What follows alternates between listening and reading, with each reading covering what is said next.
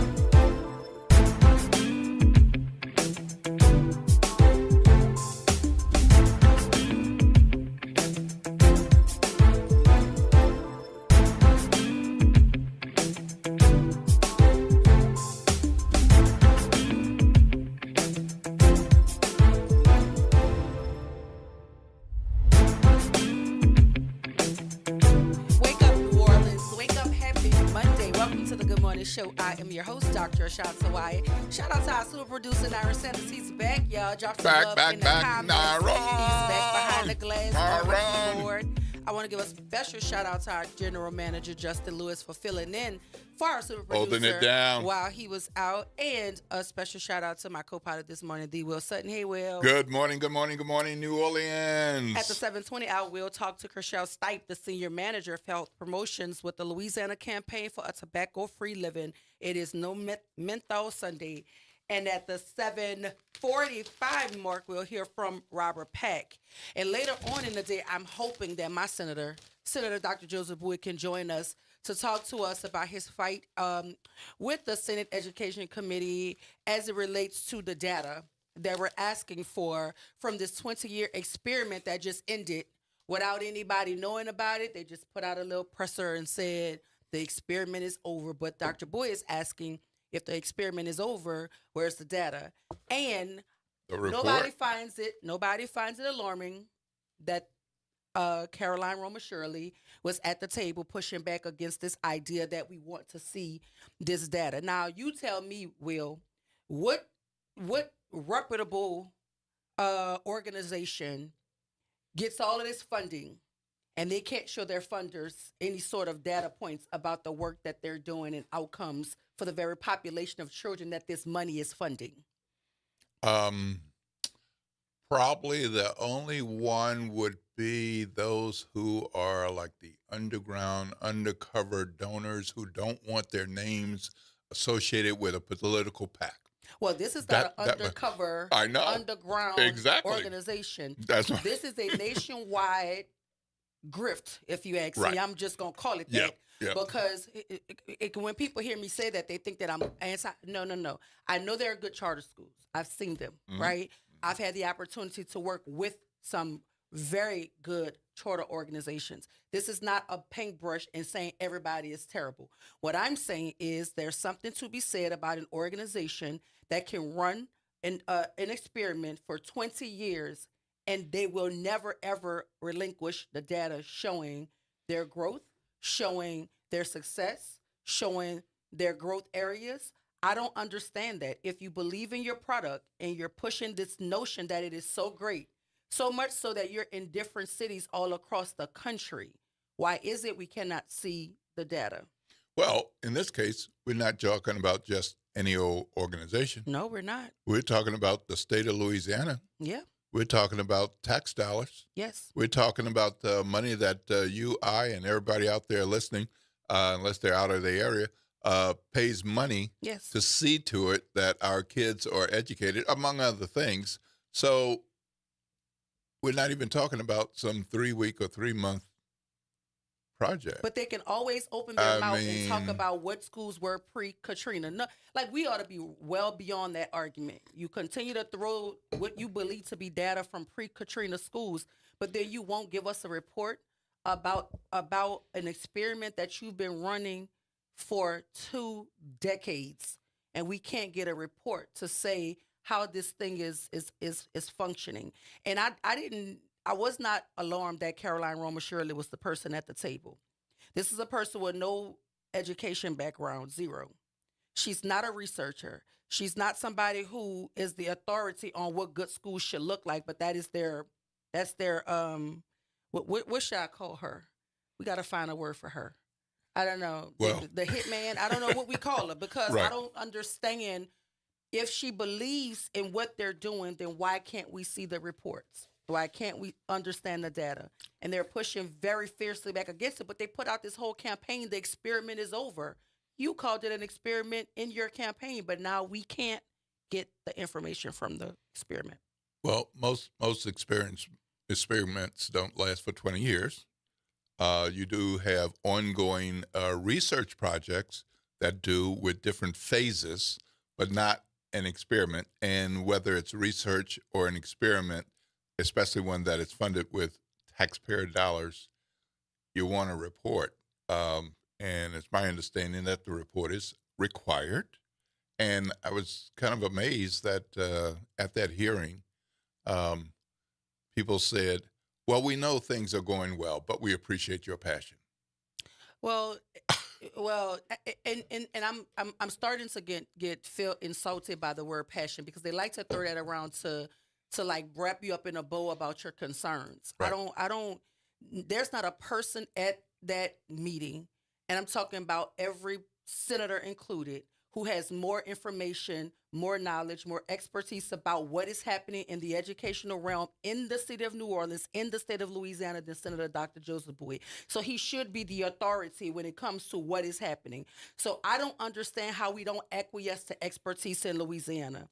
Well, I can understand it because we're doing it on a national level as well, because this is jarring to me that all of these well-to-do, supposed to be smart, suit-wearing people can't see that something is wrong here. They would rather tuck their tails and hide, because what it is going to lead us to, Will, is somebody also has to investigate the numbers that the superintendent is claiming for the state. Right. All of this growth that he's claiming, because we do know that we went to sleep one night and we woke up one morning and all of a sudden Louisiana had climbed the ladder so far up in progress that they were waving this banner of success.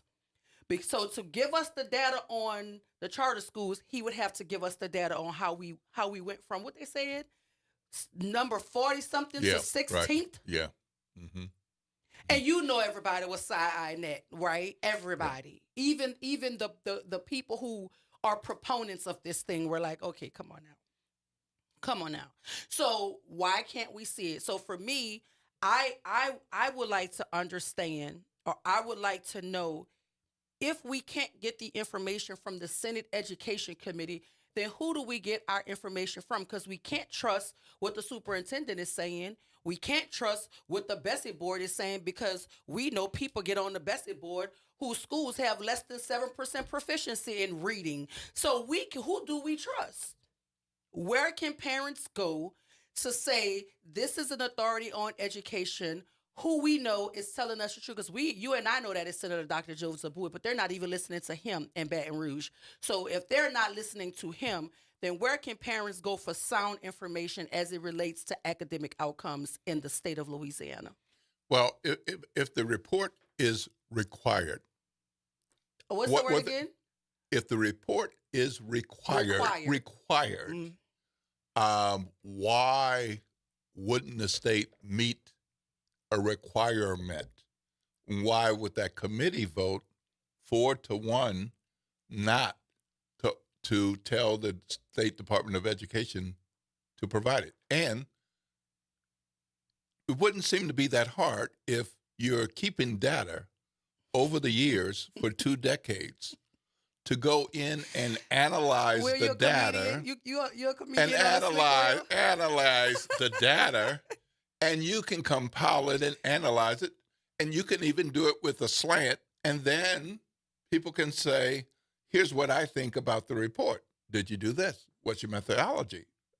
That seems reasonable. And then, the other sad part to that is, since you won't give us, meaning you, meaning them, right? Since they don't want to give us the data, I'm wondering if they will allow researchers to like, because if you're not going to give it to the state, you're not going to give it to any researchers that's investigating the way this school system is operating, right? So that tells you that the data that does come out and the houses that are putting the data out, they're in bed with the charter schools, because if you can get access to data and tell us how great they're doing, then why can't the Senate Education Committee require that these folk hand over the data so that Senator Dr. Joseph Bowie and anybody else who is trying to investigate what you say is happening, if this phenomenon is actually happening, why can't we investigate your data to see if we get the same outcome that you get? And it seems like a wonderful opportunity to say, here are all the wonderful things, and we have data to support it. Yeah. What are all the wonderful things? Yeah, since y'all are running around here saying that the reading levels for our children skyrocketed overnight. Since you're out here saying that you're graduating 100% of the children, 100% of the kids, why can't we see the data that informs that? In any experiment that is done with efficacy and fidelity, right, it can be replicated. So if you do it and you get this outcome and then I repeat it, shouldn't the outcome mirror if the data points are sound? No? Well, it would seem to be the case that a required report with data accumulated, and this is your field, not mine, but every single day, it used to be my field. Well, it certainly is your field of knowledge. It certainly is your field of knowledge. But the data is accumulated every day, yes, every week, every month, yes, every quarter, every year. and that's used to make adjustments. And so why can't you compare 1 year to another year? Let's look at 2 years, 5 years, 7 years, 10 years, 20 years, and look at what the upsides and the downsides. They're quick to tell us what schools were pre-Katrina, remember? Okay, they're quick to tell us about that. All the theft that was going on pre-Katrina, all the passing of the kids who couldn't read pre-Katrina, they are quick to tell us about that. I did listen to some of that hearing. I did too. And I don't believe Senator Bowie's argument was based on passion. No, his argument was based on what is required. Yes, what the law says. So why are you going to? Why would you diminish what he's saying by using the word passion? Because see, now they are making passion a bad word, right? Like they made diversity, equity, and inclusion. Now passion is the boogeyman because the moment you raise your voice, you're so passionate. No, but I'm factual too. Like he's asking you what. And it's not his law. It's the law y'all wrote for the charter experiment. So I don't understand how you sit in that man's face and disrespect him like that. And he's the foremost authority on the issue. Y'all don't have anything to refute what he's saying. All you want to say is, well, I appreciate your passion, but like nobody really wants to know the truth about education in the state of Louisiana, because that's what I heard you say, in my opinion. Right? Because now we gotta ask ourselves if these diplomas even worth the weight that the paper is written on. Because why can't I understand what's happening with my schools in my state? Why? Because we have a governor who doesn't believe in education, because he supports the closing of the Department of Education. We have a superintendent who doesn't believe in education because he supports the closure of the Department of Education. And ask yourself why. Because that's also a house that houses data about what is happening with our federal dollars, what organizations are receiving money, what responsibility they have for our children. They want to wipe all of that out as well. Because, see, I know that they know that the people are starting to recognize the grift. And you definitely can't provide no data to support the fact that you've been grifting people for 20 years. So I think it's shame on Caroline Romer. It's shameful what she's doing. And lady, if you hit me, the number is 504-582-9422. Because I would like to actually talk to you. She used to text me happy birthday on my birthday. Oh. Uh-huh. Okay. I think she stopped when she realized that I ain't no lick. I'm not easy. I'm not a mark. You can't just rub my shoulder and make it okay. I have a problem with the way schools are done here. And since we're talking about this very, passionate conversation, right. Well, there's a school leader here, right? Like she works in a charter organization. She's one of the top people in the charter organization. She happens to be a white woman, and she goes around telling people that I have very big opinions and I'm loud about them, and people can't really receive me because I'm so loud about my opinion. Is that passion? Well, I just want these visitors in my city to understand something. As long as you are unapologetically miseducating the children of the city of New Orleans, I'm going to be loud about my opinion. But one thing that I have yet to hear any of them say is, she's loud and wrong. So would you like me to be quiet about or quieter? Should I say it's softer, Will? What should I do, Will? Should I do what they do and dress real nice and talk real softly while I disservice black children? Is that what I should do? Huh? Yeah. Should I be welcoming to the foot that you keep trying to shove up my hind end? Like, what should I do, Will? Tell me what to do. What does decorum for white folk warrant when they are disservicing black children? What should I do? Should I say, yes, sir, massa? What should I say? I don't understand what you want from me. Leave my children alone, and then I will leave you alone. But until Caroline Romer Shirley do right by black children, I'm going to keep reminding her that, girl, if it wasn't for diversity, equity, and inclusion, you wouldn't even be thought at the table of a Senate Education Committee, because you are not degreed enough to sit there and have that sort of opinion, my girl. And when you sit next to my senator, you better make sure you respect him, okay? That was the chancellor. Don't play with him. If he says it's happening, it's happening. You need to go enroll at Delgado, get your degrees up, Then maybe come over here and apply at Xavier University where they build the best of educators. And then and only then would you ever have an opinion that mirrors or even warrants a competition with my senator. Girl, step down. Ooh. We don't believe you. Fire and passion, yeah, y'all. I said it. Fire and passion. Come do something about it.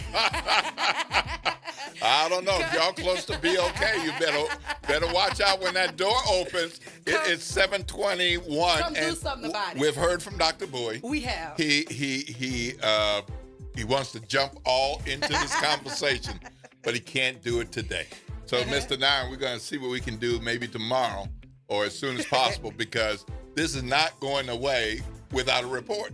Well, listen. Without a report. I don't know how Miss Chriselle Stipe want to follow that, but she going to come up in here talking to us about the campaign for tobacco free. And maybe we could get a campaign for for having reports for all of these documents that they saying is so accurate. Give us the report, baby. I bet you there's a report about tobacco. What you think? Oh, there are multiple reports in it. And menthol, for a lot of us who do smoke, that's our thing. Menthol. Listen, we got to go to break, but when we come back, we'll hear from Chriselle Stipe, Senior Manager, Health Promotions for the Louisiana Campaign for Tobacco-Free Living. Y'all stay with us right here, WBOK 1230 AM, what New Orleans is talking about. All day long.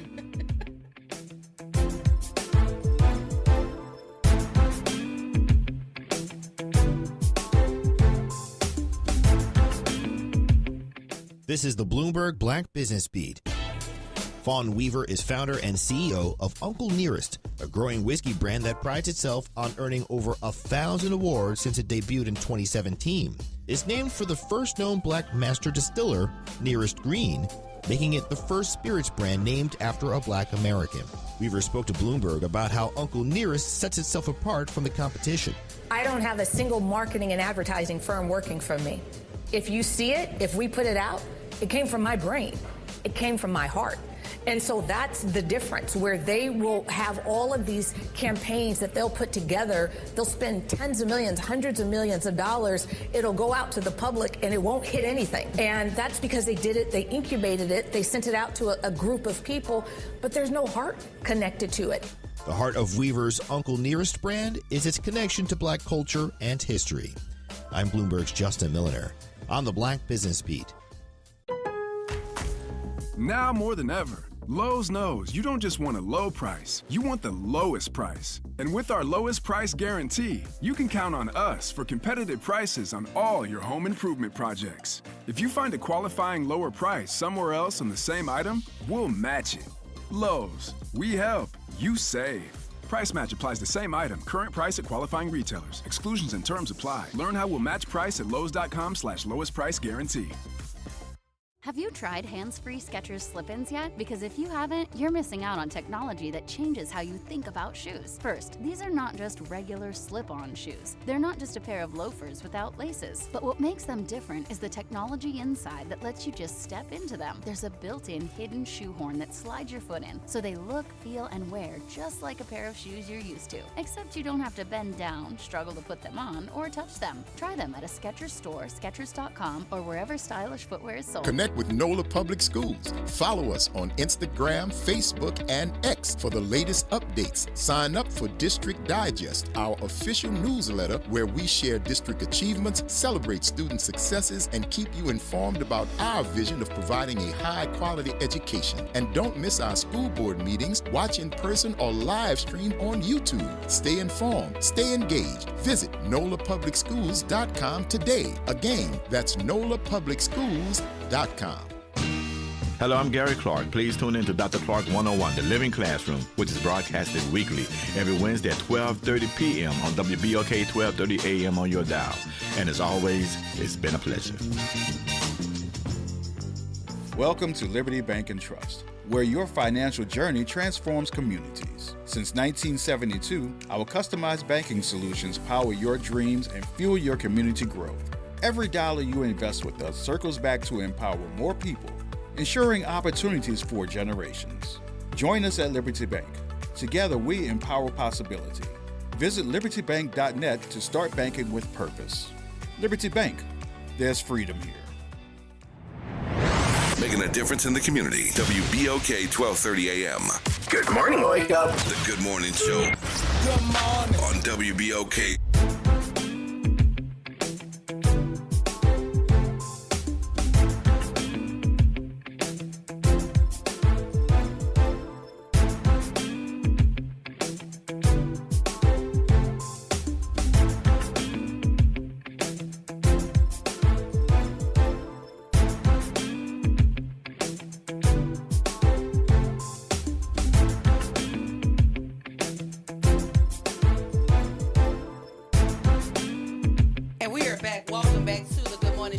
Monday, everybody. I'm your host, Dr. Ashanta Wyatt. Shout out to my co-pilot this morning, D. Will Sutton. Hey, Will. Good morning, New Orleans. Will asked me on a break, did I take an extra pill or something?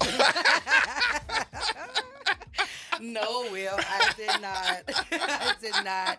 But do not play with my senator, okay? So listen, we're getting ready to jump into conversation with Chriselle Stipe, Senior Manager of Health Promotions for the Louisiana Campaign for a Tobacco-Free Living, and she's joined by Ariana Lee. We welcome both of them to the Good Morning Show. Good morning, ladies. How y'all doing?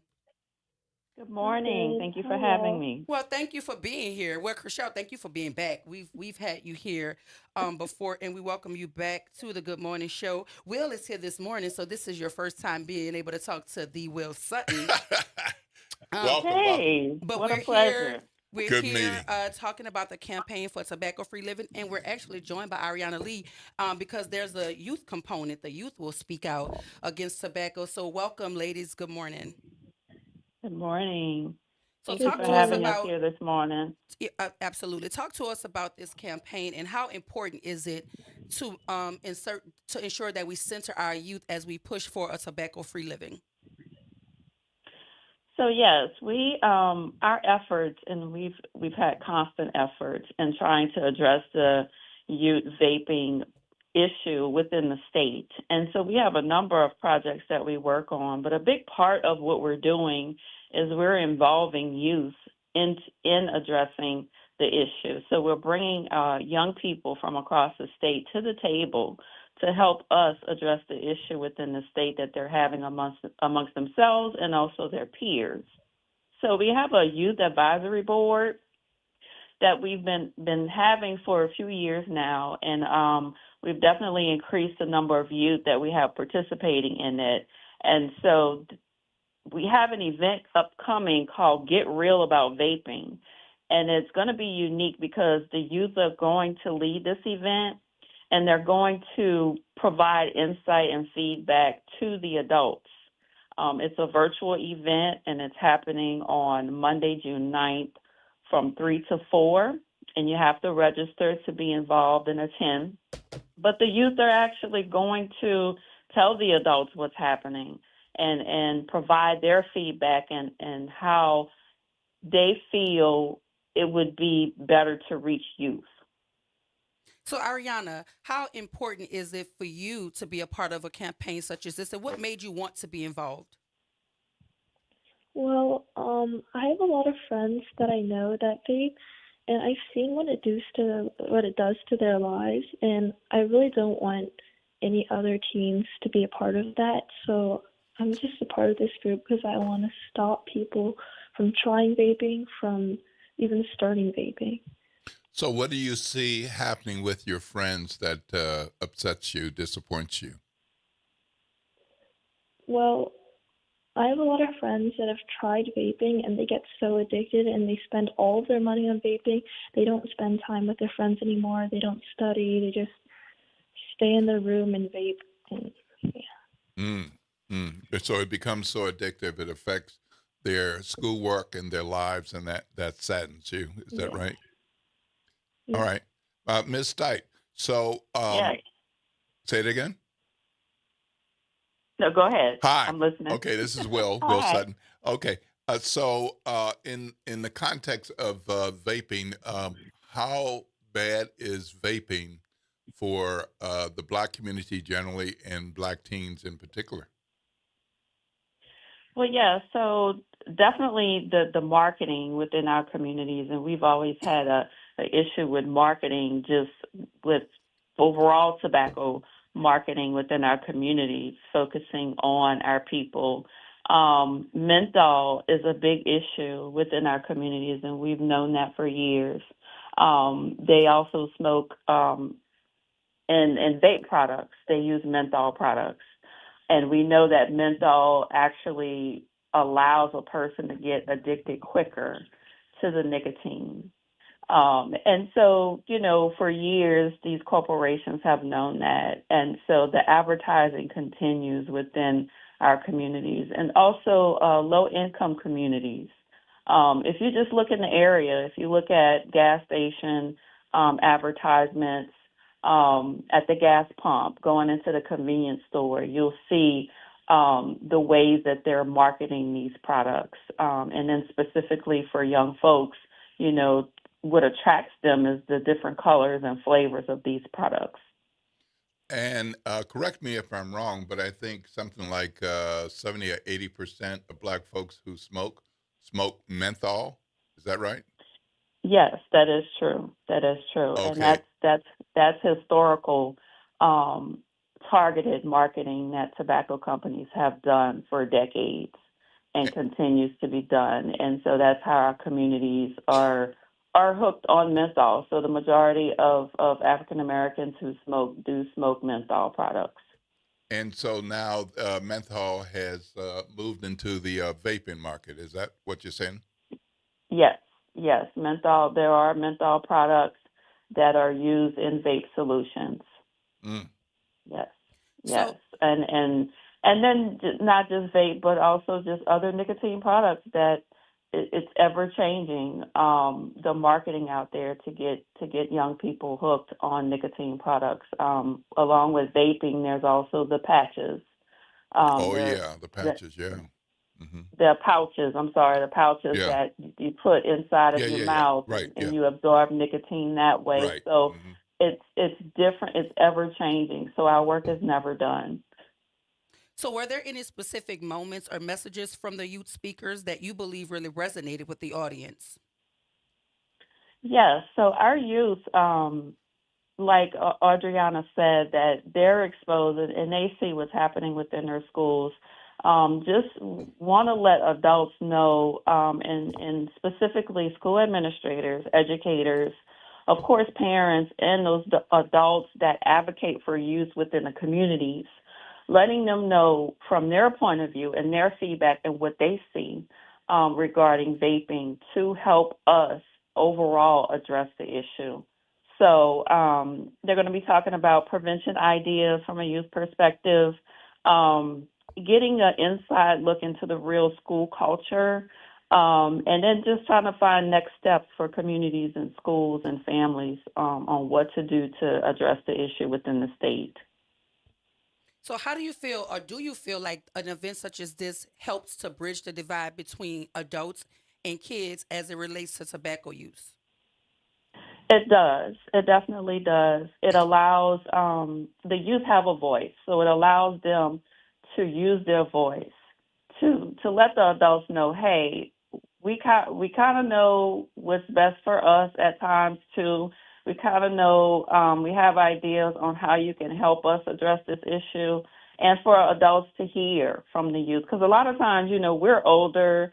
We know about programming and addressing certain issues, and we want to go in as adults and try to handle it ourselves. But guess what? This is about youth. So we want to bring them to the table and give them a voice. And a lot of them are powerful, and they're advocates for this, for youth having a healthy life within the state. So, Ms. Lee, how do you feel like this event did what the intent was to help in I guess, educate more and more youth about the dangers of vaping? Do you believe that this event was effective? Yes, I do believe that this event will be effective. We have a presentation lined up. We have youth that will have like a panel where you can ask them questions and they can answer. We have research studies. We have all that. Are you presenting? Yes, I am presenting. And what? I'm sorry. What is your topic? What are you presenting on specifically? I'm just presenting the slides, and it's going to have some direct quotes from teens that have vaped before, and it'll also have like statistics about vaping and just general information about vaping. And do you believe that the tobacco industry is creating campaigns geared directly toward youth in terms of how they package tobacco products, how cute they make the products, and appealing they make the products? Do you think that that's a direct way to get the youth engaged with trying to buy products that they know are harmful? Yes, definitely. In the slideshow, if you come to the presentation, there's a slide that exactly shows how vaping industries target teens by packaging them like toys and in like colorful patterns and different flavors that they think that teens will be appealed to. And Ms. Stipe, can you tell us more about the upcoming event to target this or to further this campaign against tobacco use? Yes, so the Get Real About Vaping, the virtual conference, is a part of an overall campaign that we're doing. And so it's a part of these vape town halls that we have across the state in different communities where we're receiving feedback from not only youth but also adults too, and those who work with youth across the state. We know it's an issue. We know different communities and different schools experience different things regarding vaping. And so we're trying to help communities to address the issue of what's happening in their specific communities. Also, we have a Live Vape Free youth texting program, and so that's a service to actually help youth who are wanting to quit vaping, and it provides them with the resources to help them quit. All of this information is on tobaccofreeliving.org. And again, that's Monday, June 9th. Is that right? Monday, June 9th is our virtual conference led by the youth. It's a conference for adults, but it will be led by the youth. And what the youth time? from our youth advisory board, yes. And it's online. What time does it start? It's from 3 p.m. to 4 p.m. Central Time. And how can people sign up for the town hall?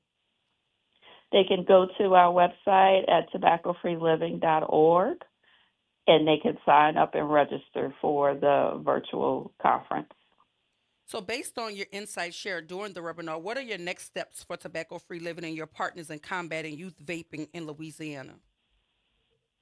So our next steps is to actually work with schools, provide them with guidelines and tools regarding the vape policy, definitely changing the school's traditional consequences regarding vaping to more positive consequences.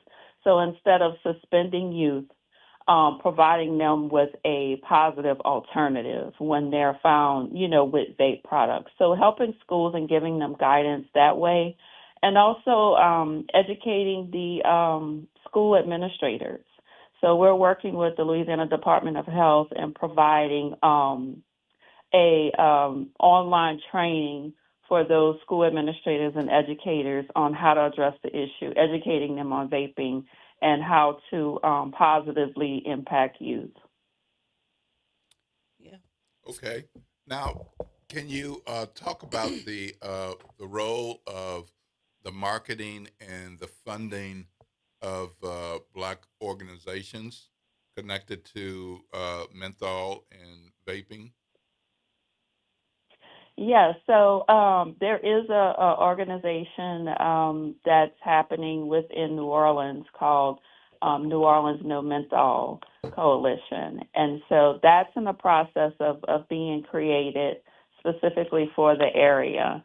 But we work with national no menthol organizations across the nation to try to implement some of those resources within the state to address the issue.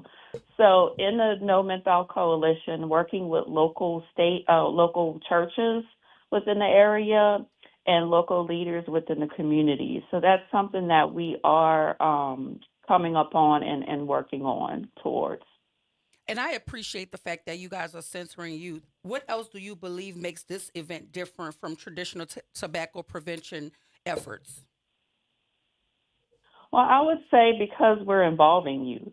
A lot of times people hear things from adults, and, you know, they're constantly hearing it from us. So I think this is what makes it unique, that the young people are bringing a voice to it, and people listen to youth. It's an issue addressing them, and so I think that's what makes it unique. And they're addressing an important issue, and it's also an issue where parents are actually buying products for their youth to use because they believe that it's safer. It's been marketed to them as a safe product. So if it's coming out of the mouth of babes, out of the mouth of youth, I think people will listen and take heed to it and work with us in taking action. Let's follow up on that some parents think is safer than cigarettes. Well, I mean, that's actually not true, right? Well, they don't have the information. They don't have the right information about the vaping, which is why I think they're making the fallacy argument of thinking vaping is safer. Right. Yes, it's been marketed that way. When these products started coming out, it was marketed as a safer product than regular traditional cigarettes. And so a lot of parents have learned from it that that's not true, but some still think it's better. And so some of them are even saying, I'd rather them to vape than to smoke. And so it's trying to change that thought process about this, that it is causing issues. It's causing mental health issues amongst the youth. It causes anxiety, learning issues amongst youth, and also just physical issues too, just immediate effects on their lungs. So, Ms. Lee, what are you doing to encourage more of your friends to join into the TFL campaign and to hopefully be a part of these webinars moving forward?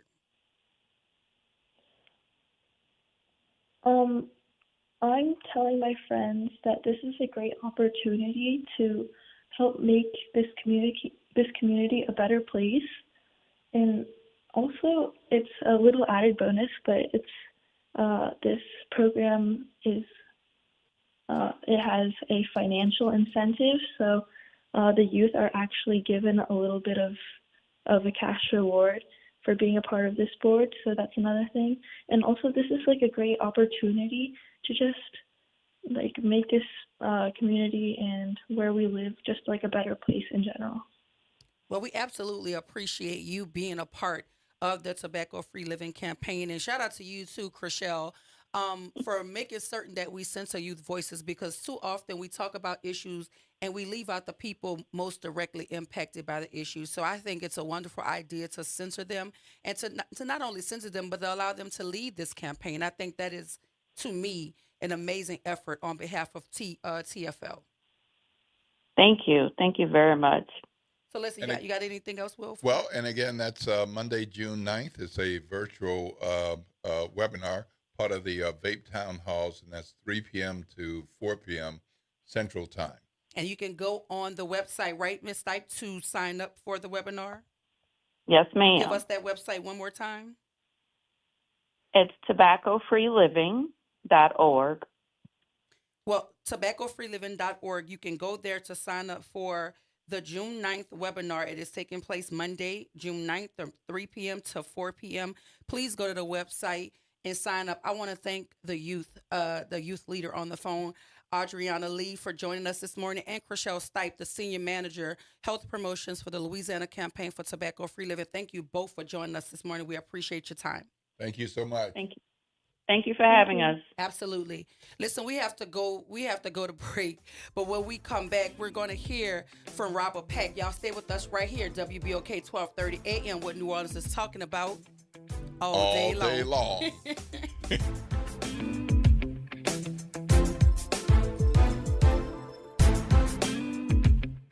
This summer, let your child's creativity shine at Camp Art, New Orleans' most vibrant, arts-driven camp experience for kids ages 4 to 12. Hosted by Beyond the Stage, Camp Art blends visual art, theater, music, dance, and creative writing with New Orleans history and culture. Plus, field trips, guest artists, and camper showcases. With full-day programming before and after care and sessions starting June 9th, it's the perfect fit for working parents. Fun, enriching, unforgettable. Register now at beyondthestagellc.com/campart and follow us on social media at Beyond the Stage LLC. The New Orleans Jazz and Heritage Foundation is the nonprofit organization that owns the New Orleans Jazz and Heritage Festival presented by Shell. With the funds generated from Jazz Fest, the foundation invests in Louisiana companies through economic development, cultural enrichment, and free educational programs.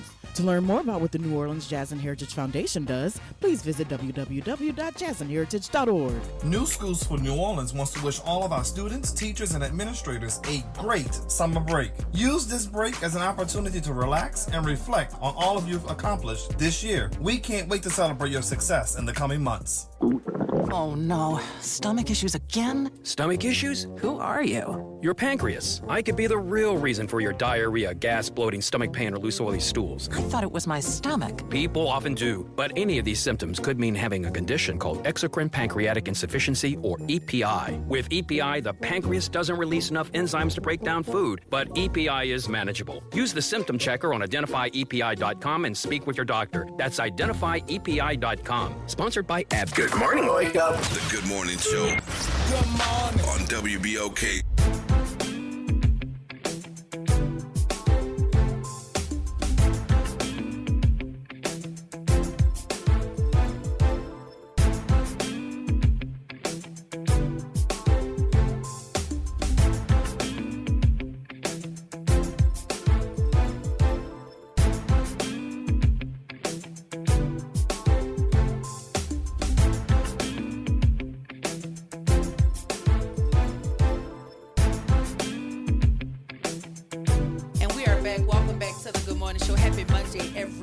I'm your host, Dr. Shanta Wyatt.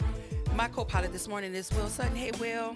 Good morning, New Orleans. I want to once again thank Chriselle Stipes, Senior Manager of Health Promotions for the Louisiana Campaign for Tobacco-Free Living, as well as the student Adriana Lee for joining us this morning talking about their upcoming webinar happening on June 9th to help stem the tide against tobacco use, especially in the form of vaping, which targets our youth. So thank you, Chriselle and Adriana, for joining us this morning. But right now, we're getting ready to talk to New Orleans' own former NBA player and founder of the Robert Pack Foundation, Mr. Robert Pack himself. Good morning, Mr. Pack. Welcome to the Good Morning Show. You're on with Dr. Wyatt and Will Sutton. Good morning. Good morning. Good to be here. Good morning. Good morning. Thanks for coming on. So you're here to talk to us about this Hood to Harvard Accelerated Enrichment Workshop, which is taking place on June the 14th, designed to provide both students and parents with real tools, insights, and access to navigate the path to higher education. Where did you come up with this concept for this Hood to Harvard Accelerated Workshop? Well, the Hood to Harvard Accelerated Workshop was brought to me by a New Orleans native, Sharifa Mason, who is a 20-year master educator in Dallas, where the program was geared toward parent and student engagement, will allow them, the parent, to gain that educational confidence that will allow them to advocate for their kids in schools. There's around the country, 8.9% of families, households don't have high school diplomas, and here in New Orleans, it's 25%, which is almost triple. And we feel like parents being able to be a part of this program where they're working with their students and getting a certificate from an Ivy League school like Harvard will allow them to have that confidence that will allow them to advocate for their students moving forward on their educational journey. Well, before you get to the real journalistic questions, Will, I want to back you up, Mr. Pack, because you said Sharifa Mason. We want to make certain that Will and Nyron and everybody else here knows that Sharifa Mason is an Edna Carr Cougar. All right. We'll give you a little bell. I just want to make certain. Yes, she's an educator in Dallas, but she's a native of Algiers, and she's a product of Edna Carr Magnet High School. I just wanted to put some sauce on that, Robert, because we're surrounded by all of these St. Augustine Purple Knights around here. Well, on the school, I understand. I went to, obviously graduated from Lawless. Where I'm a Pythian, but I also went to Edna Carr for middle school. So, Come on now, Robert. I'm a part of that family as well. You gotta let the people know where your roots are, because they seem to think that St. Augustine is the only high school in New Orleans. So we have to make certain that these people understand Big Purple when they absolutely. When they hear it. I know what you're dealing with. I have to deal with that with my family as well. But now I just wanted to inject a little humor. But go ahead, Will. All right. So, who is eligible for the program? What do people have to do to register? Is it for the student or is it for the parent? It is for the student and the parent. This program is for the student, the parent, and the student to engage with each other in this education accelerated program that will allow them to, feel comfortable with talking to each other, being engaged, and most important, that parent having that confidence to be able to, advocate for their kids moving forward throughout the school years and in the years to come about their education. So this would be seems to be something that any real good parent would want to take advantage of. Do you have a limit on the number of people that you can take? No, the registration is open right now. It'll be cut off in about 10 days before a couple of days before the 14th. But it's open right now, and once that cutoff date is there, we'll be shutting it down. But there's no limit at the moment. All right, so you'll take all comers. All right, so go ahead. But the parent has to be there with the kid. Okay, and do you want high school kids of a certain classification, junior, senior, or how does that work? No, we're starting from eighth grade into seniors, right before high school, and as kids are leaving out of high school, we feel like this program would be great for them. The ones starting on in their high school journey, and kids that are on their way out, being able to get this program, and also having these parents being involved with that. I think the program will benefit them greatly. So, Robert, can you walk us through what happens during the 3-hour intensive session and what same-day certification means?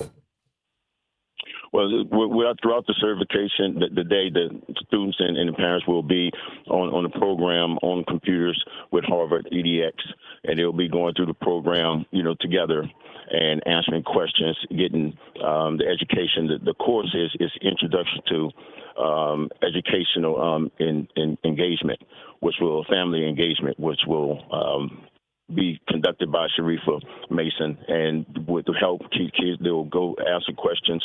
The students, the other teachers will be walking around helping them if there's any necessary help needed. But at the end, that certificate will be provided to them. We have a graduation ceremony that will allow these kids, these parents, to graduate from this course together. So I guess to layer that question for you, so is there like an exit survey, or not survey, but exit little quiz or something that they would have to take that then gives them access to the certificate, so that you guys know that the information that you provided is information that they acquired?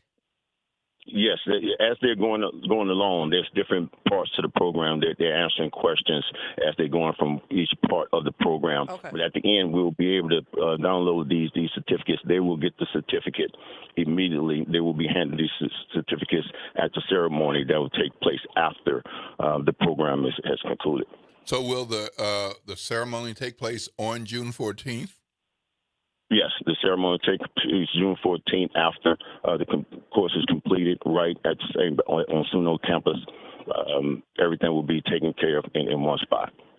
Okay, and the certification is under the auspices of which organization? The foundation or Harvard or who? It's from Harvard.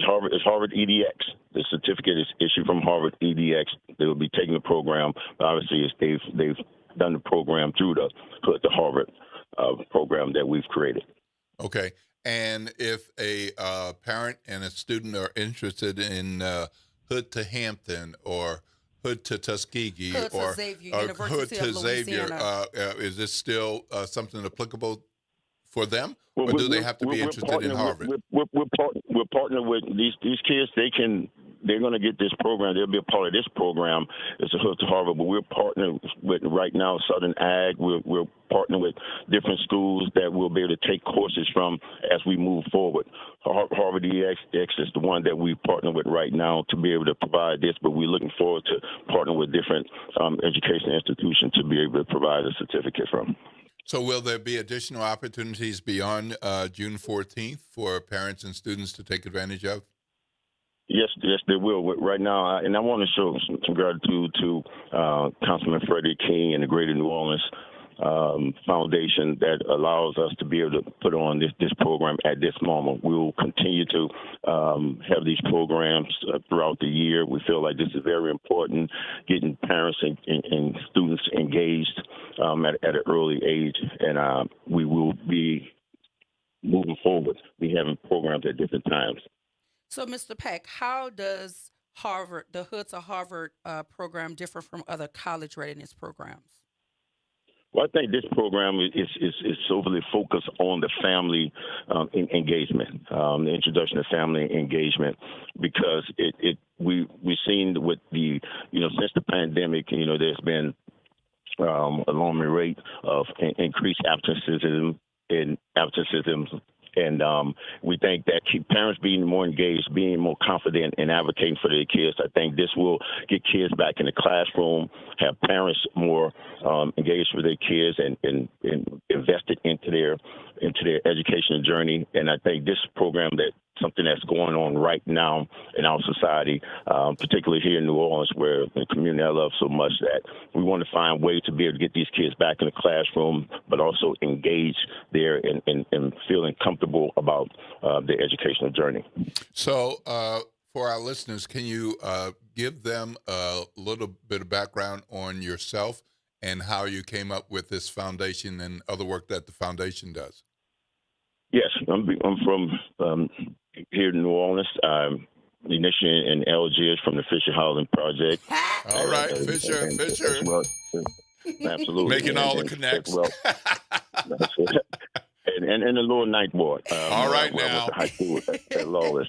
So, and this program I've always felt I wanted to come back and show some gratitude to the people in the community that raised me, whether it's my parents, coaches, teachers, or just regular big brothers in the community that poured into me. I've always wanted to be able to come back and invest into my community, invest into the next generation of youth and their education. And I felt like being able to create opportunities for these kids to explore and see things outside of what their surrounding situations are now will give them a lot of confidence about things that they see other places that is attainable. We take educational trips. We've planted kids' feet on the floor of the New York Stock Exchange, on numerous college campuses around the country. That will allow them to see these things. I think exposure fuels passion. I think being able to show these kids different things and pouring into them, give them the confidence to try to attain some of those dreams. We hope we encourage them to dream big, but we want to provide opportunity for them to make those dreams come to fruition. Okay, so we got up against the break. Yeah. Sorry, we gotta go. We gotta go to break, Robert. But what I do want to say is I appreciate you availing yourself to our children. I mean, you've reached the highest of heights in your career. You could have done a whole bunch of other things with your life, but the fact that you want to reach back and make a difference in the environments that help cultivate you into the man that you are today, that is honorable. So thank you for your service to children. Please give my love to Sharifa. She and I are Cougars. We are Cougars. You and I are from the same neighborhood. I'm from the Fisher, born and raised. And so I appreciate when I see folk who come from the same soil in the same community that I come from that are doing wonderful things to impact the lives of children. Because if we're not doing that, then what are we actually living for? So I appreciate you, and I want you to know that as long as you're doing what you're doing to help improve the lives of kids, you will always have a platform here on WBOK to come and share that. So when you have an update for us, please feel free to come right back here at WBOK and share it right here with us. So we appreciate you. I know we'll have more questions for you, but that gives you more of an incentive to return. So promise us that you'll come back. I absolutely will. And then those parents get out there and register. You can go to the RobertPackFoundation.org and register. Look forward to seeing you on June 14th. All right. Thank you so much, Sounds Robert. great. We appreciate Thank you so much. Here. Have a blessed one. Thank you. You too. Listen, we got to go to break, but we want to give a huge shout out to Robert Peck, New Orleans native and former NBA player and founder of the Robert Peck Foundation. He's here talking about the Hood to Harvard initiative. Please go to the Robert Peck Foundation online to register for this opportunity to get your kids into a 3-hour intensive session, you and your kids into a 3-hour intensive session that is going to help you with college readiness. We appreciate you, Robert. Shout out to Sharifa Mason. She lives in Dallas, but she's a product of this city. So shout out to her, too, for being a part of something. She'll be the facilitator on this Intro to Educational Engagement, which is wonderful. We got to hear from her. Hopefully, we can make some space right here on the show to hear from her directly. And Ro Brown says to tell you hello. Hey, Ro. Ro Brown says, hello, Robert. Listen, so we got to take a break, but when we come back, we're going to talk about the news the only way WBOK knows how right here. WBOK 1230 a.m. what New Orleans is talking about. All day long.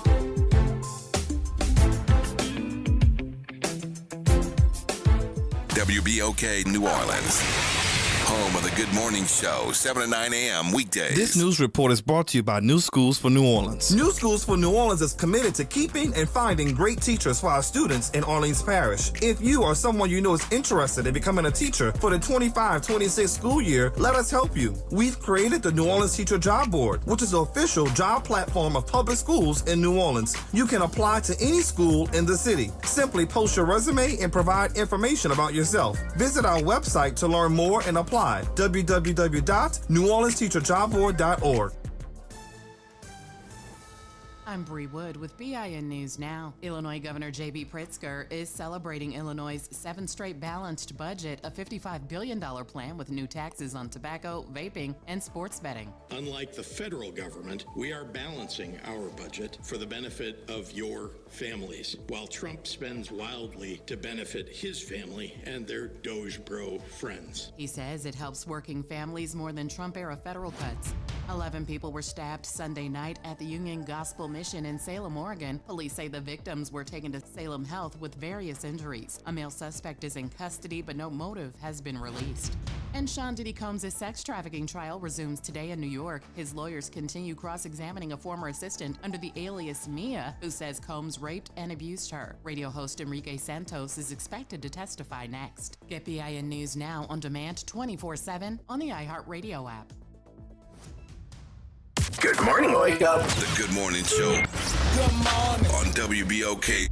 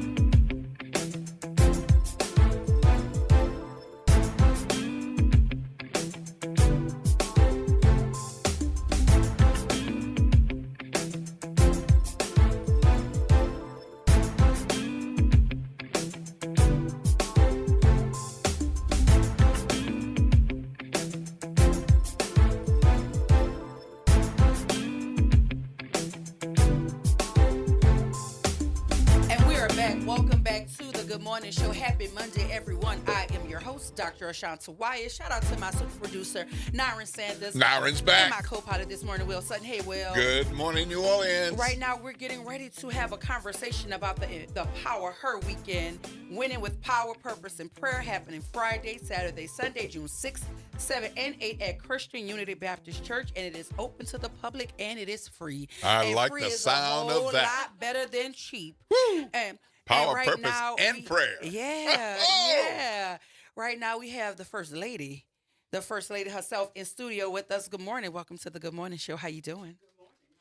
How are you? I'm great. So tell us a little bit about the Power Her Weekend, about yourself, and how did you come up with this idea to want to put this together this weekend to empower her? Not you, Will, her. I got it. Yeah.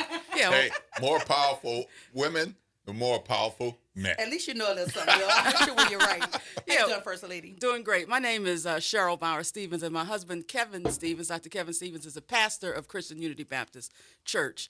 And we've been there for about 6 or 7 years. And during that time, really been interested in seeing a drama about the Marys of the Bible. You know, looking at Jesus through the eyes of the Marys that were important in his life. So we approached Tomi Merrick and asked her to write and direct the play. Phenomenal. And she's phenomenal. Mm-hmm. And so we've been working on this for the past, really a short turnaround, about 3 months. She wrote the play, produced it, is directing it. We're practicing every day. We've got glimpses on Facebook about the play, and it is phenomenal. Wow. It's going to walk you through Jesus' life as he interacted with the significant Marys in the Bible. Mary of Magdalene, the mother of Mary, Mary of Bethany. And it's just phenomenal. I've been sitting through rehearsals, and I'm telling you, it's a show not to be missed. In fact, Tomi told me yesterday, this is not the end of this show. Oh! This is not the end of this show. It is phenomenal. She is a phenomenal director. She is awesome. Right. So can you walk us through what is through happening? the weekend? Okay, through the weekend right. On Friday. So on Friday is going to be the premiere, and we'll have a reception an hour before at 6 o'clock. The show will start at 7. On Saturday, so Friday is Power, so we release the play. Saturday is Purpose, so we'll have Dr. Ashanta Wyatt there at 11 o'clock, followed by lunch. And then we have a group of female entrepreneurs who will be promoting their brand and networking for about an hour, from like 12 to 3. Then we'll take a break, and at 4 p.m. will be the second showing of the show. And then we've got a newscaster coming in to moderate a panel where we'll have my husband, Dr. Stevens, we'll have Tomi and myself talk about I think that Shay O'Connor is coming to moderate. Yes, Shay O'Connor. For Channel 6. Yes, exactly, exactly. So she'll be coming to moderate that. And then on Sunday morning at 10 o'clock, we've invited a Dr. Joanne Marie Terrell, who's one of the leading African-American theologians in the country. Mm-hmm. And her area of study is women empowerment, drama, and the ministry. Looking forward to hearing from her. So she'll be here actually all weekend. So we'll get to meet her. She'll give her comments, and then she'll do a sermon on Sunday. And then we'll have the final production of the play at 4 p.m., followed by a cast party. And so we're excited. This is a phenomenal That's a whole weekend. Yes, it's a whole weekend. A whole weekend. And let's remind the folk that it's a free weekend. Yes. It is taking place at 1700 Conti Street right here in New Orleans. It is open to the public, and it is free. It is taking place June 6th. June 7th and June 8th. June 6th, which is Friday, is the Power, Day of Power. June 7th is the Purpose Day. But every day is a prayer day. But I want to give a shout out to you, though, yes. First Lady, because I think to have the vision to help put something like this together, and then to get somebody as phenomenal as Tomi to sign on to create the production for you. It's great. I think it's going to be an incredible experience. So who is the event designed for, and why was it important to create a space specifically for your targeted audience? Designed for African-American women, and quite frankly, we have a number of women in our community who are great-grandmothers and grandmothers raising children on their own. And those families need support. It shows both the resilience of these families, but as well as we need to support those families. So this was an idea to create a space to begin to examine that issue, We'll be doing a community assessment during the process, and then trying to think about, okay, where do we go from here to support these families? And we've got some of the children of these families in the play, and they are phenomenal. They'll be singing, they'll be dancing. We've got professional musicians, church, people. It's truly, what Tommy calls community theater. Is what we'll be presenting there, community theater. So how does this event aim to uplift women from different backgrounds and communities? Well, it aims to show them through the resilience of these Marys in the Bible and how Christianity can support that. And it shows you the transformation, particularly of Mary Magdalene during her life, in her relationship with Jesus, and just really showing people how your spirituality can support you. So it's to be, it's hopeful. So how do you feel like this event goes beyond like just the entertainment part of it, Oh, and definitely. the meaningful connections through the dialogue? Like, how do you see it beyond just entertainment? Because there's a message there. Well, it's not, when you get there, you're going to see it's not entertainment. When you really look at the dramatic presentation and then hear the discussions, it's going to connect with you. Like, I've been sitting through practices, and when I sit through the practices, it connects with things I've gone through in my life. And just seeing, the struggle, and then the celebration, the glory, Yep. and the idea that, about the resurrection. And I think First Lady, for me, Yes. I think this idea of putting it in the form of a play, especially when you have folk who are unfamiliar with the teachings of the Bible, right? Right. And the Word of God. I think the entertainment draws them in, but the message is what resonates with them. So I Right. think putting it in the form of a play is so important, especially for our youth, to be able to visually see Right. what the teachings of the Bible Right. are, to visually see the characters in the Bible Right. come to life. Right. And I guess that's what I meant by the entertainment piece of it. Like, the Yes. entertainment is what draws you here, but there's a message, and there's Right. a connection to spirituality and Right. understanding God and the Word of God in a different way through theater. Right. So I think that's powerful too. And I Right. think the way you have it laid out, where you have the showing of it first, and then you have, the speakers coming in and really driving that message home, and then Right. showing it again. Mhm. And it's so layered in a way that I think is profound.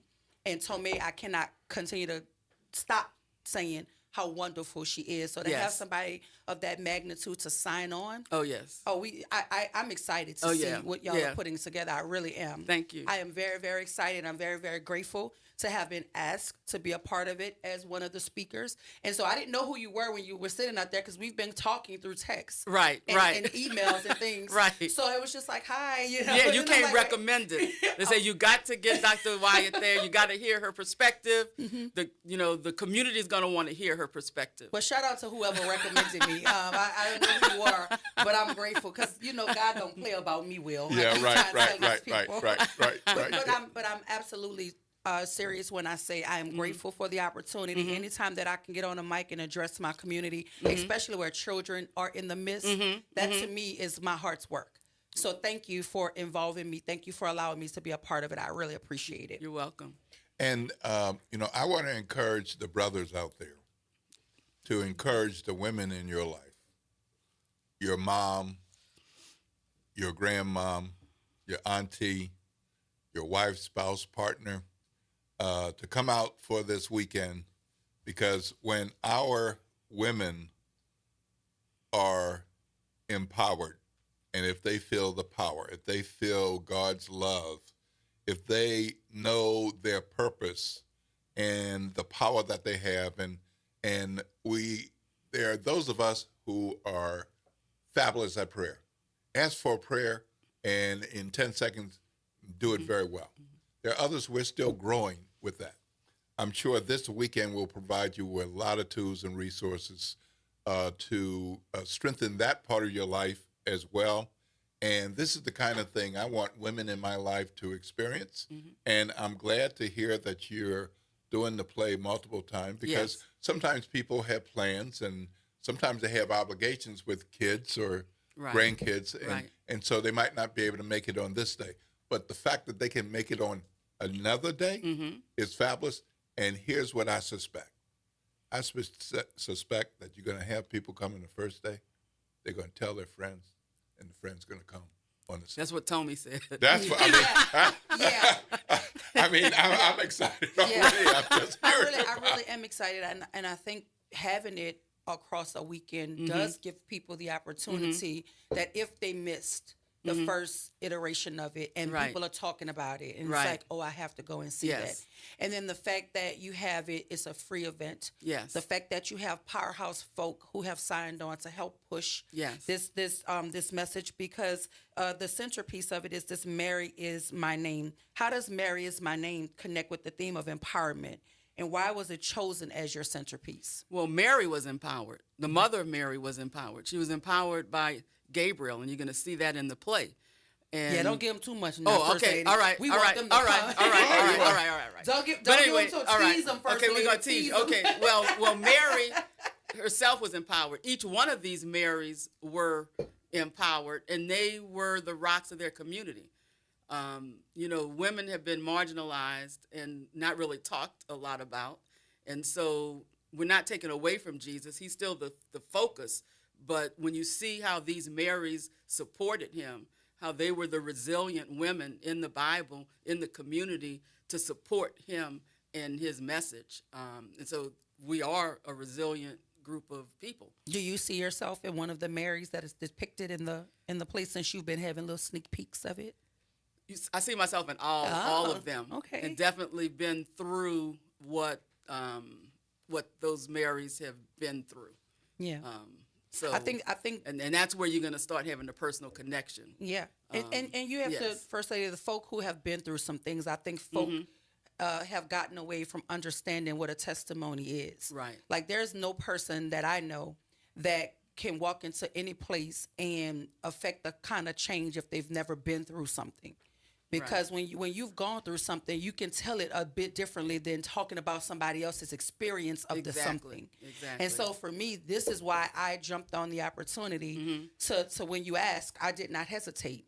Yeah. I did not hesitate because I do know that there is power in sharing experiences and hearing other people's perspectives about things. And then you get a renewed sense of who a person is when you better understand their story. Right. And so I'm not going to stop saying how excited I am about being a part of this. And all of the folk who are a part of it, I cannot wait to watch it. Oh. That's literally what I'm going. I want to watch it. More important than going to speak about what I'm going to speak about, I want to go and watch it. So if you're within the sound of my voice, I need to tell you about Power Her Weekend, Winning with Power, Purpose, and Prayer. It is happening June 6th, 7, and 8 right here, 1700 Contour Street in New Orleans. It is a free event. First Lady, where can they go if they want more information? Is there a website? Is there a social media page? Yeah, there's a social media page. There's a website. You can go to Christian Unity's Facebook page, and from there you can get to the other sites. We also set up a Power Her Weekend Facebook site, so you can go directly to that Facebook site where we've got all of, glimpses of the play, promotions. We got you promoted. We got, Tommy promoted, Dr. Terrell promoted, just, everybody promoted. And we do know something of this magnitude takes resources to put together. Yes. If folk wanted to help donate, to help you further your mission for the Power Her Weekend and maybe additional weekends to come, where can they go to donate if they so choose to? They can donate on the Christian Unity page through Tithely. Any donations are going to actually go to support the Generations ministry that we're setting up to support the great-grandmothers and grandmothers that are raising children on their own. So any donations that are taken in are going to go to support that ministry.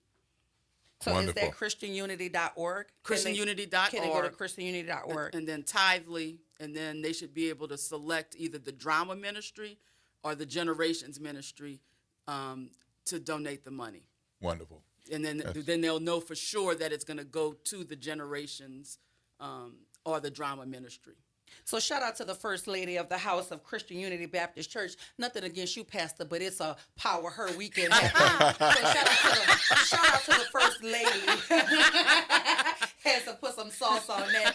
And we thank you for joining us this morning. Yes. I'm hoping and praying for a spectacular turnout and a wonderful weekend. Thank you. And once again, that is happening Friday, Saturday, and Sunday, June 6th, 7, and 8, 1700 Conti, right here in New Orleans. It's open to the public, and it is free. Thank you for joining us this morning. First Lady, we appreciate you. We got to go to break, but when we come back, we're going to talk about the news. Will, I hear there's a poll that's out there. Yeah, I've been looking at it. I've been looking at it. We're going to bring y'all all that and more right here, WBOK 1230 AM, what New Orleans is talking about. All day long.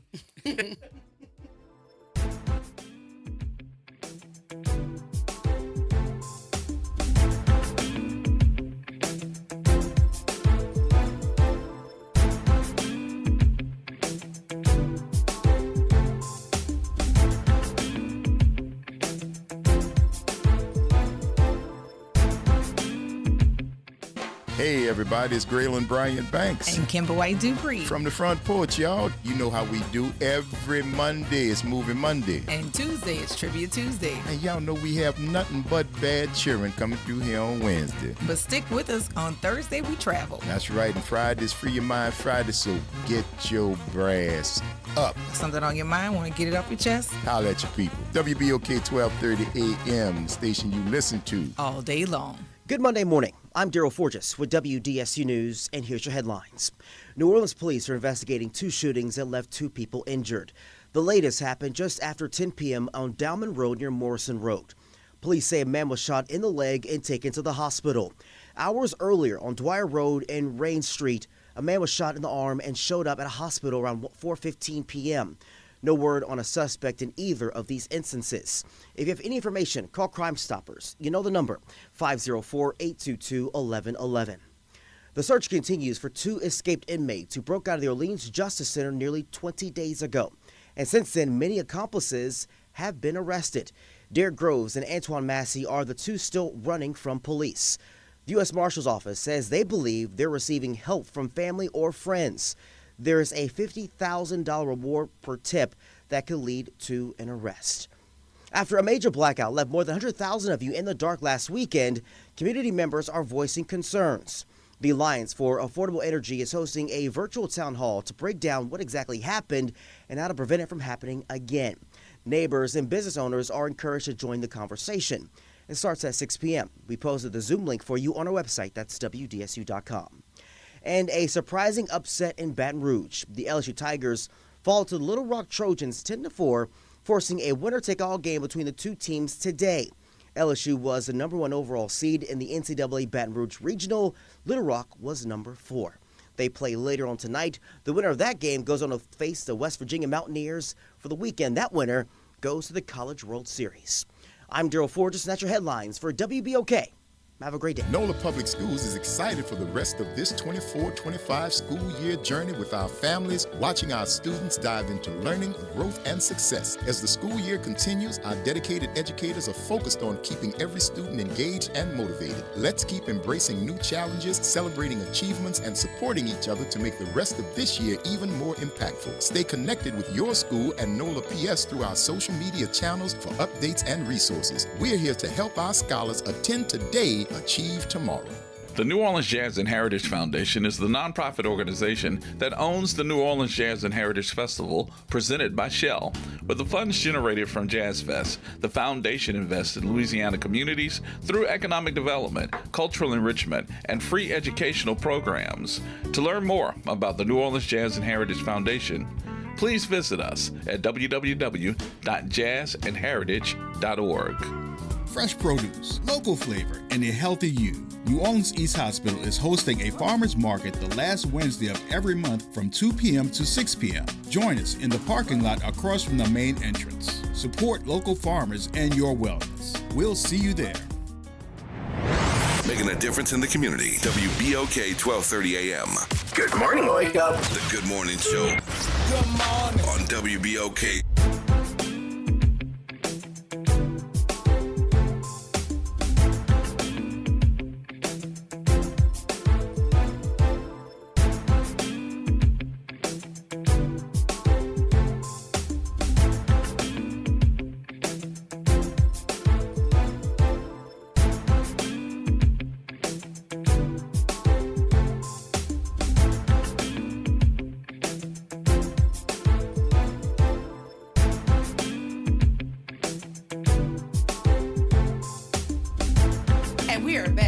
Monday, everybody. Welcome back to the Good Morning Show. I'm your host, Dr. Ashanta Wyatt. Shout out to my super producer, Nyron Sanders. We missed you. Justin held it down, but it ain't nobody quite like Nyron on the box, baby. So welcome back, Nyron. And shout out to my co-pilot this morning, Will Sutton. Hey, Will. Good morning, New Orleans. We want to once again thank the First Lady of Christian Unity Baptist Church coming in to talk about the Power Her weekend that is happening this weekend, June 6th, 7th, and 8th, 1700 Conti at Christian Unity Baptist Church. It is open to the public and it is free. Dynamic musical happening under the guidance of Tomei. She is spectacular. Your girl, Dr. Wyatt, will be speaking the next day, 11 o'clock.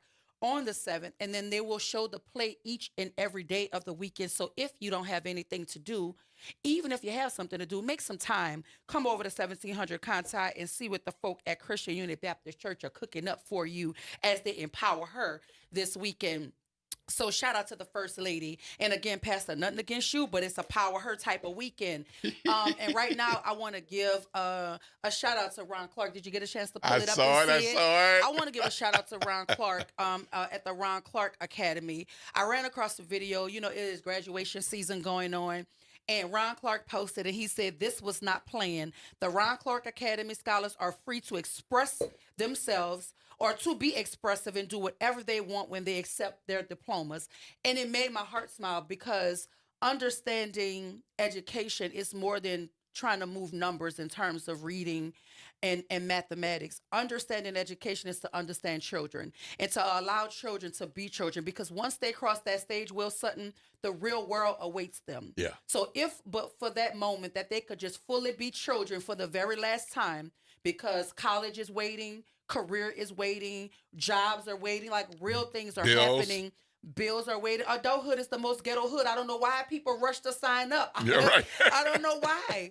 But if the kids can have just that one brief moment, it only takes 6 seconds to cross the stage, and to allow them to just be expressive and to do what they want when they cross that stage, to me, is the reason why Ron Clark is the extraordinary educator that he is, which is why his academy is bursting at the seams with folk wanting to attend, because he understands that education is more than numbers.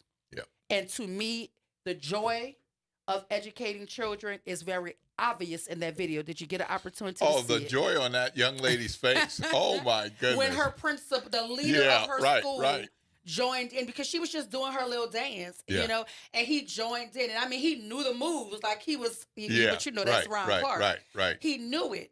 And all I'm saying is to these wannabe leaders and these actual leaders in the city of New Orleans, it's education is about more than numbers, especially when those numbers aren't real. So let's just get real and have some fun first. Yeah. How about you infuse some fun in what you're doing, and maybe the kids just might want to come to school every day. So shout out to Ron Clark at the Ron Clark Academy. Yeah. I know y'all got some young people named for it, but I love that they engage with that little dance thing that you got going on. No, we're going to do that. I'm going to make you do that on a TikTok. Yeah, right. Okay, all right. We're going to do that. I'm going to have to hip you to that. We're going to have a WBOK TikTok going on around here. And I'm going to have to feed Will so he can eat. Yeah, you got to learn how to do it. All right, so you're going to get hip this young senior, you got it. I mean, if you're going to roll with me, Will, you might as well understand that we you know what I'm saying? Aside from watching Madlock, ain't nothing go about me.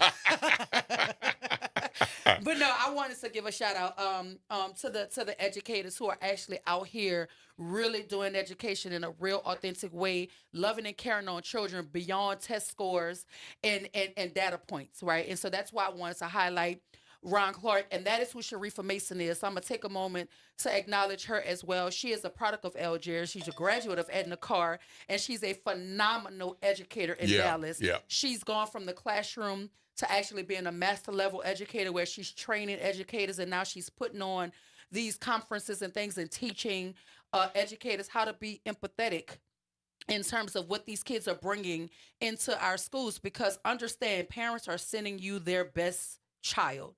They're not sending you the undesirable parts and keeping the good parts at home. They're sending you the fullness of who their children are. And as educators, we have to understand it is our duty to do more than to care about the data points, especially when the data points are not rooted in documents and reports. that folk want to see. Mm-hmm. Give us the report, Caroline. Step into the light, Caroline. Yep. Let me leave this lady alone today, because I know somebody done already told her I'm talking about it, but I am. Because as long as y'all keep disrespecting my senator, you're going to have to hear about me. I got you. Yeah, but Will, we want to talk about, what is it, JMC?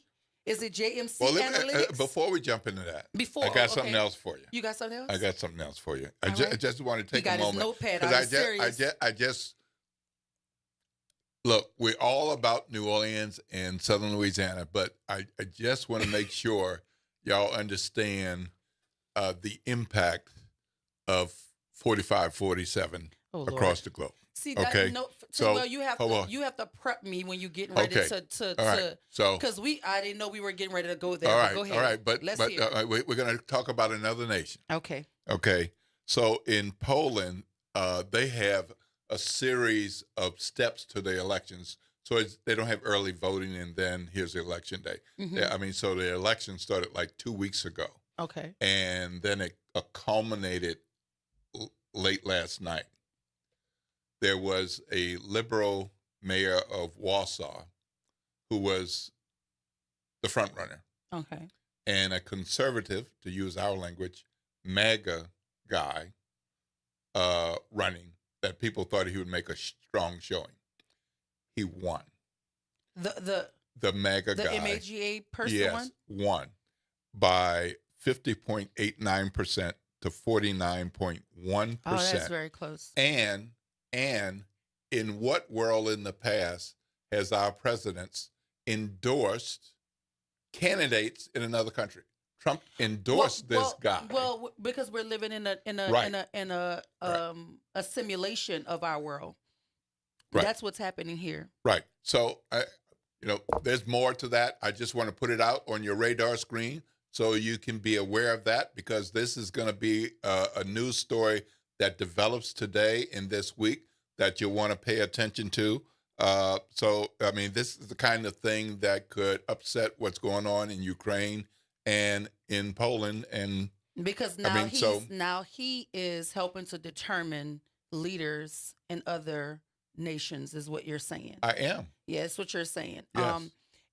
And I think it lends itself to this idea that he wants to be a king, not just a king maker. He wants to be a king, and he wants to run this country as if kings rule. And we have to really, really look at what is happening in our courts, because they're fighting back as best they could in the courts. And I think it's very telling the direction that he's trying to create for the United States of America, now that we're endorsing leaders in other countries. Mm-hmm. Like, on what planet does that happen? Right. So I appreciate that, but I want to tell you this too before we jump to what I know people are waiting to hear Absolutely. about. But the White House press secretary announced that the Trump administration would not recognize June as Pride Month, nor would they approve any federal funds for the occasion. The only reason why I'm bringing this up is the quote that she's attributed to saying.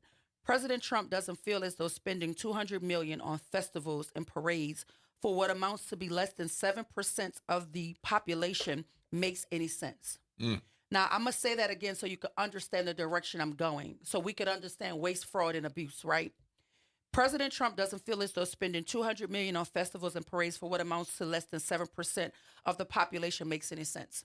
Will, remember at the confirmation hearing, the guy was made to say how many trans athletes are in this country. Right. And he said it was what, Will? Less than 10? Less than 10. But we're creating legislation for less than 10 people in a whole pool of athletes, right? So I'm trying to understand, if this is their argument, if they don't want to spend $200 million on less than 7% of the population, why are we holding Senate confirmation meetings, and why are we spending all this enormous money to push an agenda that trans athletes are somehow taking over athletics, and we're creating athletes who are lying, because the young lady that they put up would lie about her experience with losing to a trans athlete and all of these. So why are we doing this?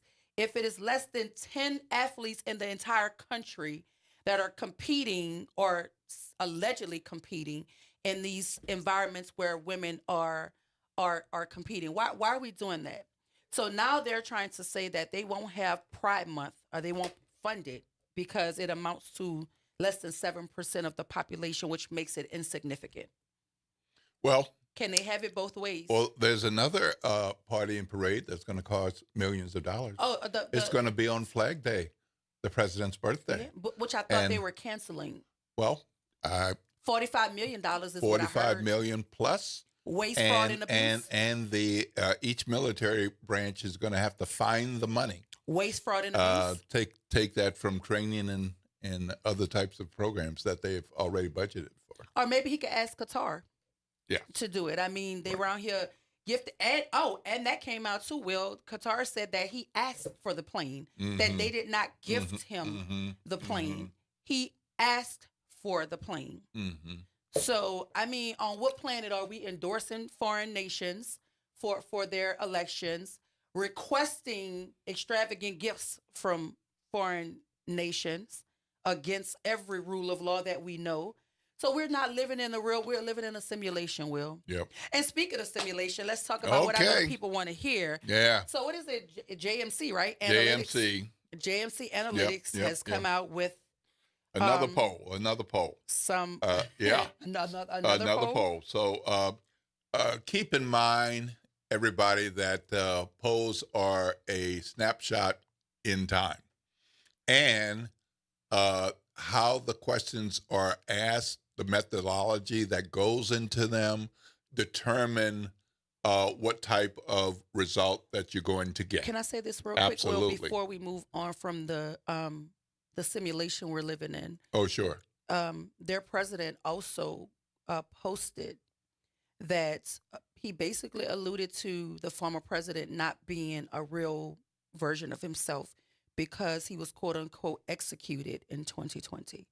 This is a post from the current president of the United States. He said there is no hashtag Joe Biden executed in 2020. What? Hashtag Biden clones, doubles, and robotic engineers, soulless, mindless entities are what you see. This is somebody's meme of what the president is thinking. It's not the president saying this. What I just said came directly from the social media of the current president of the United States of America. That's outrageous. So I just want to put a cherry on top of the simulation cake that we were baking just now for the country. On no planet would that be acceptable if we were living in a real government that we once had. Like, this to me amounts to, that feels treasonous to me, to say something of that magnitude. If anybody wrote that about him, the Secret Service probably would be at their home trying to like arrest them. That's what was said. Right? So, and I don't know if he left it up or he said, but a lot of folk got it when it was up. But he literally said that Joe Biden was executed in 2020. And that this person that we're seeing is a clone, a soulless shell of a person. Oh my goodness. He said that. So I just wanted to add that on, and I really don't get how anybody could condone this. Like, right. Even if you are the furthest leaning person to the right, that should be unacceptable. Yes, indeed. But I mean, we're talking about the same country that allowed folk to mock the hanging of President Barack Obama, that allowed folk to throw shoes at President Barack while he was still president of these United States. We're talking about this country. So nothing this country does in terms of the underbelly surprises anybody anymore. We don't have compassion and heart for people anymore. This is an egregious nation, and it's being led by an egregious person who is cosplaying as a president. And it is very sad, and his cognition is dwindling daily, and you can see it. For you to write something like that, something about you is dead. And it does not need to ever have a mic or a podium or a title or a role that impacts the lives of other people. Like, he really needs to be impeached. Like, something has to happen where he has to come up out of there, because that's just not, it's not okay. It's not okay. Imagine if Joe Biden had done something like that. No, and then you imagine if that Barack first- Obama absolutely had done something like that. Oh my! Absolutely. And I'm talking about if he does it right now as a civilian, their heads would roll. Like they would want his head if he commented something of that magnitude. I don't care what your dislike is for a former president. Our current president has no business saying that sort of thing. Like you can move pictures into different parts of the White House. You could cut down rose bushes and all that other crazy stuff y'all are doing. But to literally write out to millions and millions of people who hang on your every word, right? Because somebody can read that and really want to do harm to him, thinking that he's not a real. Like, really? Are you serious? He said it, and it's egregious. But I mean, that's where we are as a country. Ooh. He was executed in 2020. That's what he said. Yeah, deep taking side. my breath. Yeah, right. Taking Deep my side. breath away. So we can talk about. All right. How about we set it up before we go to break, and then we can spend some time talking about this, because I don't think this is like a 3-minute kind of thing. No, So, I mean it's not. all right, but I mean we can continue to talk about the direction of this country, because think about it. When you have Jasmine Crockett and passionately talking about the realities of what is happening in our country, there are people calling to harm her. Yeah. There are people saying the most malicious and vile things, and all she's reporting on is what this government is really doing. And then you have a Marjorie Taylor Greene, calling for the pardon of Derek Chauvin, who murdered a man on tape. Right? And then we have Republicans all across this country voting on a big ugly bill that they didn't even read. They don't even know what it's saying. So are we really a real nation? I really and truly worry about the viability of this country, because what is happening, I hear all the political pundits saying things like all of these policies he's doing can be undone. Yeah, but what about all the harm in the process? What about all the children who will die because they can't eat, right? All of the elderly folk who can't get their medications, like all of the harm that is going to be done in this window of time. You can't do like Jesus and come back from the dead. Like when people die, that's it. So to say, oh, all of these policies, we could just undo them. No, it's not that simple. No. It's not that simple. Some of the things that have been done in the last several weeks to months, even if there were an election for a new president next month, cannot be undone. Cannot be undone. People's lives have been affected for the negative, and that can't be done. I mean, we can look at what's in the big ugly bill, and it looks like some senators, Republican senators, are realizing how bad some of this is, and that they're determined not to move forward with the bill as is, which is great. But there's so much in it that is harmful. But what happens, Will? You're a journalist, all right? I'm an acquiesce to you here. Sure. You can't publish things without, sourcing it, making certain that it's accurate. How is it that the country, the leader of the free world, is able to just put out information, no source behind it? He can say the most vile and egregious things. There are no checks and balances. And then we have legislators signing on to bills that they're not even reading. Like, where are we? Like, is there not protocols? Don't they have a team of people who read this stuff for them and kind of give them the synopsis of it or the summary of it or something, so they at least know what they're putting their signatures on?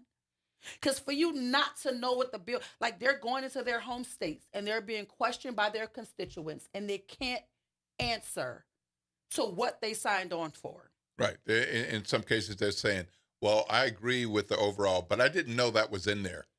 But ignorance is no excuse. Right. It's not a rationale for why you put your signature on something that impacts millions and millions of people. And then we have in their own districts. In their own district. In their own and district. then we have RFK saying that he's going to bar scientists from publishing in top medical journals. As a researcher, that is alarming to me, because when we do research, we have peer-reviewed research. We have empirical data that we're expected to rely on. If we don't have access to these sorts of publishings, then how can people believe that what we're putting out has teeth? How can people believe you as a journalist when you're Right. if you're putting out something and you're citing something, Right. and you have, if he has his way, you won't have a repository to go to say this is the information that I'm hanging my opinion on, right? Right. I'm Right. basing my opinion in this fact. I'm basing my opinion in this research. Mm-hmm. How can a person with no medical knowledge, no scientific knowledge, no education knowledge bar scientists from publishing in journals? This is where we are as a country. What? We have Senator Dr. Joseph Boyd sitting at the same table with a lady who has not one iota of experience that would counter his.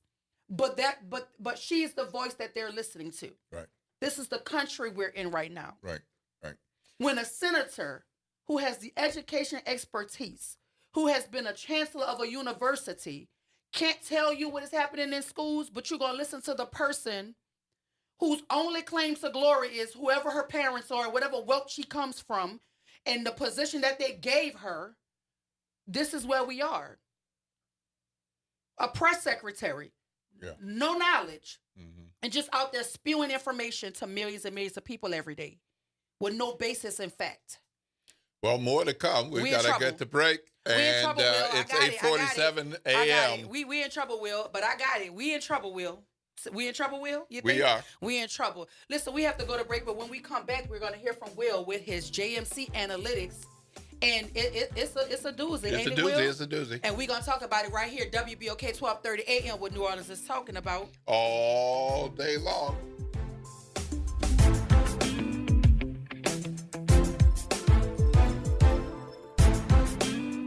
This is your news update for WBOK from WDSU. For all your news and weather, watch WDSU News, New Orleans' leader in live, local, late-breaking news. Today at noon and 4 p.m. Mostly sunny and warm. Pretty typical June weather. Highs in the upper 80s and lower 90s. Chance for scattered afternoon showers. Lows tonight in the 60s and the 70s with partly cloudy skies. Back in the 80s and 90s for Tuesday. Another chance for afternoon showers. More 90s and daily showers for the rest of this week. From the WDSU First Warning Weather Center, I'm Raven Richard. The Tuskegee Airmen Flight Academy of New Orleans is soaring into its second year and looking for Orleans Parish High School students that are interested in aviation. Applications are now being accepted at NOLARedtails.org through May 19th. Again, the website is NOLARedtails.org. The Tuskegee Airmen Flight Academy of New Orleans, where the sky is no longer the limit. Visit DePaul's new Algiers Health Center at 2801 General de Gaulle Drive to receive primary and preventive care for both adults and children. Services also include behavioral health, imaging, and on-site pharmacy, vision, Medicaid enrollment assistance, and more. For appointments, visit DePaulCommunityHealthCenters.org or call 504-207-3060. Febreze. As a rideshare driver, I love keeping my car smelling fresh and clean. So when I'm driving, I only trust Febreze car vent clips, featuring 3 distinct intensity settings, because it's that little touch that sets me apart. I can turn the intensity down for subtle freshness, or I can turn it up for when I want lots of scent. So whether it's set to low, medium, or high, with Febreze car, I know my car's going to smell amazing. Which keeps my driver rating right where it belongs. Picking up Oscar! Hey everybody, it's Kimber White Dupree. And it's Graylin Brian Banks from the front porch. We're coming up next. Good morning, Wake Up. The Good Morning Show. Good morning. On WBOK.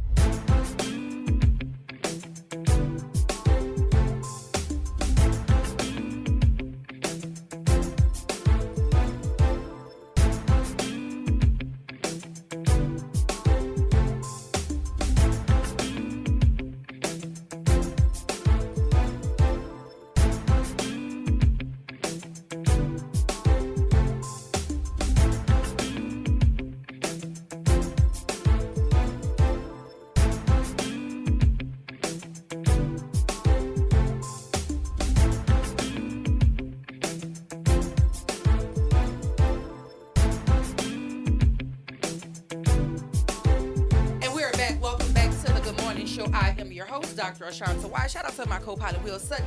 And Will is getting ready to talk to us about the JMC Analytics. Take away, Will. Okay, so JMC Analytics does mayoral and Louisiana polling.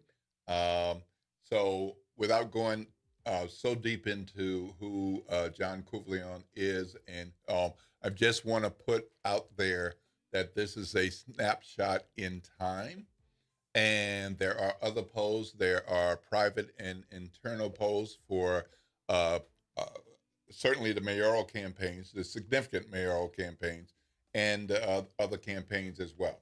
But in the fall, JMC looked at the mayoral contest, and at that time, Royce Duplessis was considering a run, Oliver Thomas was considering a run, and Helena Moreno was considering a run. And his polling at that time, which was based on polling in early September, showed that if the mayoral election were held today, meaning first week of September, that the stats would be Moreno 35%, Thomas 17%, Duplessis 9%, Hunter 2%, and Charles Rice 1%. So that was in September. In the poll that was based on polling done in late May, May 27th and 28th, in the same question to those who were polled, which candidate would you support if the election were held today? Helena Moreno, 52%, Alva Thomas, 23%, Arthur Honey, 11%, and undecided, 15%. So there were, undecided was 37% in the fall. Undecided is 15% now, again, in this poll. The difference from Helena Moreno went from 35% to 52%. And in this poll, Oliver Thomas went from 17% to 23%. And Arthur Hunter, the former judge, went from 2% to 11%. So Arthur Hunter is now out of single digits, according to this one poll. And Helena Moreno has moved above 50%, according to this poll. And Oliver Thomas's strength is growing in this poll from 17 to 23. Let me give you some context, because we're talking about a poll. So JMC has done polling for a number of political organizations and candidates, and also general population polls and political polls. Want to take you back to the polling that he did when Troy Carter was running with opposition from Karen Peters and from Gary Chambers. At that time, the polling he was showing was single digits for Gary Chambers. The actual election resulted in Gary getting about 20% of the vote. So I just want you to have that context as you hear these numbers, and do not think the election is over. Because you know, when you do polling, it's a point in time, and your polling is limited to the people who participated in that poll. Well, I'm more interested in the demo that the polling came from. Yes. So that's what do you have any numbers on that? I do. So JMC provided that the race and the party info. So those polls were 51% black, 43% white, 6% identified as other. And though by party, it was 70% Democratic, 11% Republican, and 19% independent. But it doesn't tell us the number of it's a people. sample size of 561% by cell phone. Wait, 561% or people? No, 500 total. Okay. And of that number, 61% by phone. Okay. 39% by landline. Okay. Because there's still people who have a landline. Yeah. Oh yeah. And you know, and these days, there was a gap in polling when they only used landlines before they kind of caught up to the cell phones. So these days, cell phones are included.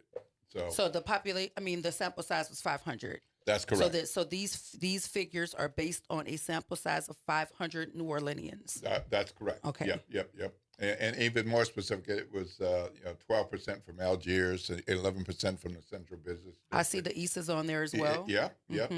About 22% from New Orleans East, 12% from Uptown, 10% from Mid-City, 8% from Lakeview, 13 from Gentile. But it's 500 people total. So we want to 500 just keep people, saying that so that's people right. understand That's how data right. points work. Since we can't get a report on these schools as extensive this, maybe JMC Analytics could do the report for them. Oh my goodness, wouldn't that be interesting? Wouldn't that be interesting? But the important takeaway from this is we have to really get folk excited, enthused to fall back and like with the democratic process. We have to get people to the polls because what we cannot afford in an election of this magnitude is to have folk opt out and to just stay home. And I also am very curious, Will, and I want to see what you think about this, because these are all of the folks that we know, that is correct, who have said, have shown I'm some running. interest. But we know when it's time to qualify, the field may actually open up some more. It could open up. It could narrow. You You could be campaigning all these months. You could be campaigning, and you could and just don't decide, show up for qualifying because you change your mind. Or you are informed by polling and you think that you don't really have a real opportunity, the money isn't really adding up the way that you want it to. All sorts of reasons why people decide that they don't want to run, because we do know our the council seats are up as well. That's right. And this polling does not get to the council seats, but I suspect that JMC will be getting to that. But it does mention the sheriff's race. So let me touch on that. So do you have a favorable or unfavorable opinion of Sheriff Susan Hudson? 7% very favorable, 14% somewhat favorable, somewhat unfavorable 20%, very unfavorable 43%. Well, I'm not surprised about the outcome of that, because I think that the jailbreak, whatever the rationale behind it, whatever the investigation is going, the jailbreak did exactly what the jailbreak did in terms of what these numbers say. And this poll was after the jailbreak. It was after the jailbreak. Absolutely. So let's be very that's what I like to be. I like to be very clear about things. Context. Context is important. So I understand. So that those numbers don't shock me. What is going to shock me is if we get to the bottom of how this thing happened, who all the players are, because there's the elephant in the room of New Orleans that everybody's going around whispering about. There's a leak in the sheriff's office, right? There's a mole in the sheriff's office. That's going to surprise me if we actually uncover, like a Scooby-Doo moment, right? You watch Scooby-Doo? Right, absolutely. You know how they unveiled, yes. I want us to have a Scooby-Doo moment because those numbers do not shock me at all. But it's been a phenomenal show this morning. I want to give a shout out to Chriselle Stipe, the Senior Manager of Health Promotions for the Louisiana Campaign for a Tobacco-Free Living, and Adriana Lee, the student who also joined her. She's a part of the youth initiative that they're pushing at TFL. Shout out to New Orleans native Robert Pack with his Hood to Harvard initiative alongside Miss Mason, who is also a New Orleans native, operating out in Dallas. And I want to also take this last moment, aside from talking about how wonderful the WBOK listening audience is, shout out to y'all for engaging in the chat, calling in when you do, and just making certain that WBOK stays the station you listen to all day long. But I want to send a very huge shout out to 25-year-old Samara Joy. That girl, that young lady, and I say girl with affection, right? She is a vocal sensation. I had the pleasure of going to her concert last night at the Orpheum. Shout out to WBOK for providing those tickets. And I had a wonderful time there. I had wonderful company there. I had a wonderful experience last night, but that's my business. It ain't yours. But Samara Joy is a joy to listen to. I was never really into jazz or anything like that, but I will pay to go see her again. That young lady's voice is something to be, and I don't know how she does what she does. The range, like you say, her range The way she can The go vocal in and range out is of a note. incredible. Shout out She's to Kimber just- White Dupree. We were there together. She was sitting on the same All row right, as me. great. Miss Kathy Hambrick from the Amistad was Oh, also nice. there. Shout out to Mama Vera. Mhm. I saw her in the building. I saw Eddie Francis and his wife there as well. So it was quite the experience, and I would go again. And I would hope that all of y'all would give that young lady a listen. Her name is Samara Joy, Samara Joy, Joy. She is a phenom. So shout out to her, and shout out to WBOK for providing us the opportunity to take part in such a beautiful experience. But y'all stay tuned. Up next for the Front Porch with Grayling and Kimber, as far as the Good Morning Show, Dr. Ashanta Wyatt, Will Sutton, and Naira Sanders. We gonna see y'all tomorrow. This is WBOK 1230 AM, what New Orleans is talking about All day long.